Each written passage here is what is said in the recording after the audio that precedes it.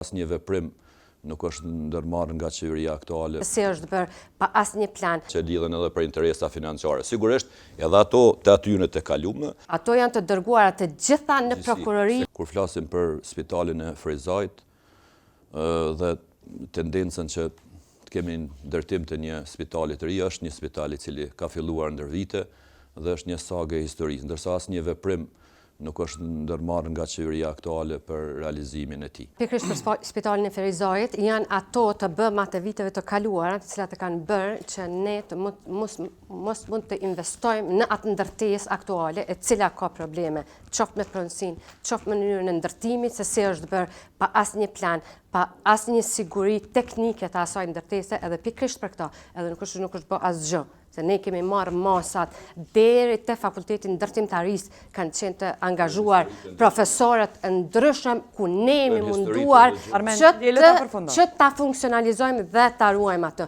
Mirë, por kjo ka qenë e pamundur. Kto janë historitë ndëgjuara të 5 vitet të kësaj qeverisje. Jo studim fizibiliteti, jo gjëra tjera, vetëm janë shpenzime koti dhe akoma nuk është nisë diçka në spitalin e Frejzajt. Qytetarëve intereson ndërtimi, 5 vite të humbura me një ndërtesë e cila ekziston, këto janë arsyet e paaftësisë menaxheriale, por edhe disa gjëra tjera që lidhen edhe për interesa financiare. Sigurisht, edhe ato të atyre të kalume, po që janë të njëjtit njerëz, të njëjtit individ që kanë udhëheq në sektorin e shëndetësisë që ju i keni afër vetes. Spitali Frejzajt është njëjtë sikur se çështja e rrugëve. Domethënë ajo është ndërtesë e formuar e ndërtuar pa asnjë plan, pa asnjë vizion. Mirë, po ajo ka qenë ndërtuar ad hoc. Ato janë të dërguara të gjitha në prokurori. Sekretari i përgjithshëm që ju e keni koleg, a ka dhënë përgjegjësi?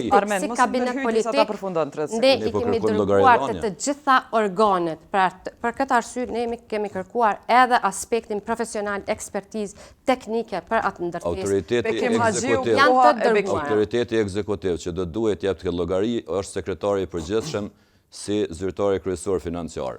Ai i cili e ka filluar dhe ai i cili, domethënë, asnjëherë nuk ka dhënë përgjegjësi dhe jo po fletni për disa iniciativa të humbjes buxhetore edhe për këto 5 vite.